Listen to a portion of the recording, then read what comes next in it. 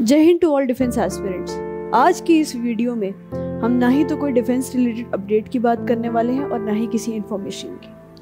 आज की ये वीडियो माई यानी कि सिंधु ताई सापकाल पे डेडिकेटेड है। ये वो माई है जिसको देख के मुझ जैसे कई नौजवान प्रेरित हुए और आज इसी की कहानी हम आपको सुनाएंगे।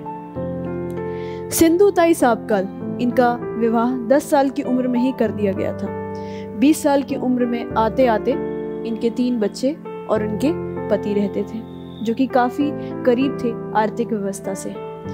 मजदूरी करते टाइम एक बार ऐसा हुआ कि उन्होंने एक बुरे हादसे के खिलाफ आवाज़ उठाई और जब ठेकेदार को ये चीज़ नहीं पसंद आई तो उन्होंने उनके पति को काफ़ी कुछ चरित्र के बारे में बोला कि वो चरित्रहीन है, उनका हम अपनी भाषा में बोले तो कैरेक्टर अच्छा नहीं है।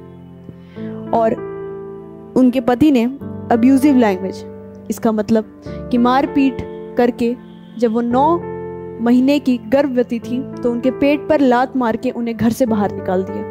वे बेहोश हो गई। बेहोशी की हालत में उसके पति ने उनको अस्तबल तक घसीट के ले गए और गायों को खुला छोड़ दिया ताकि ऐसा लगे कि वो गायों की भगदड़ से मर गई। जब वो उठी तो उन्होंने बेहोशी की हालत में ही अपनी बेटी को जन्म दे दिया। ये उन्होंने देखा।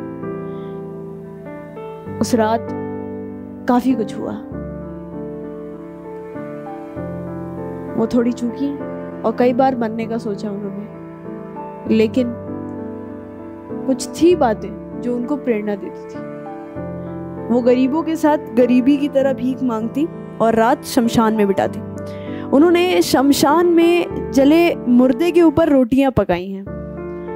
वो कहती थी एक इंटरव्यू में कि उनको ऐसे तो शमशान में डर नहीं लगता था क्योंकि वो सबसे सुरक्षित प्लेस माना जाता है, क्योंकि रात में कोई शमशान में नहीं आता। लेकिन उस रात जब उन्होंने रोटियां पकाई तो उन्हें खूब डर लगा। वे डर गई। लेकिन जैसे कि उन्होंने बताया कि जैसे कुछ एक अंदर से आवाज़ आ रही हो कि जब जिंदगी ने कुछ नहीं दिया तो मौत क्या देगी, और वहाँ से उनका डर खत्म हो गया। उन्होंने देखा कि कुछ और बच्चे जो भीख मांगते थे उनके साथ, उन्होंने उनको भी गोद ले लिया। उन्होंने अपनी बेटी एक उनके भरोसेमंद आदमी को दे दिए और फिर वो उन बच्चों का पेट पालने लगी। उन्होंने अपनी बच्ची को साइड में रख के दूसरे बच्चों का पेट पाला, उन सारे अनाथों को अपनाया और धीरे धीरे ये प्रथा कुछ ऐसी चली कि आज सिंधु ताई सापकाल से अनाथालय जो महाराष्ट्र में है, पद्मश्री नवाजी सिंधु ताई सापकाल के नाम से उनको सम्मानित किया जाता है हर साल, हर वर्ष। इस साल भी उनको सम्मानित किया गया 2020 की जो पद्मश्री सिंधु ताई सापकाल। कल रात उनकी हार्ट अटैक से निधन हो गया उनका। लेकिन ये वीडियो उन्हीं पे डेडिकेटेड है कि उन्होंने कैसे अपने संघर्षों से हार कर नहीं बल्कि अपने संघर्षों से सीख कर औरों को पाला। वे कहती कि सम्मान तो दिया जाता है भारत सरकार के द्वारा, लेकिन उस सम्मान से उनका अनाथालय नहीं चलता।